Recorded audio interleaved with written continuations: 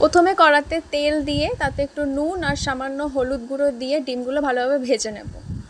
তোমরা চাইলে লঙ্কা গুঁড়ো দিতে পারো, কিন্তু আমি দিই না।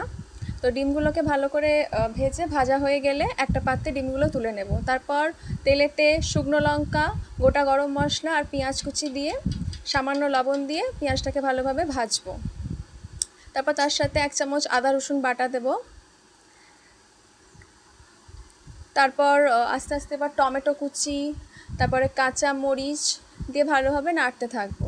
আর ভালোভাবে নাড়া হয়ে গেলে মশলার মতো দিয়েছি লঙ্কা গুঁড়ো, হলুদ গুঁড়ো, ধনে জিরে গুঁড়ো, গরম মশলাগুলো, স্বাদ মতো লবণ দিয়ে ভালোভাবে ডিমগুলো দিয়ে মশলাটাকে ভালোভাবে কষবো। কষা হয়ে গেলে জল দিয়ে দেবো, দিয়ে কিছুক্ষণ ঢাকা রাখবো।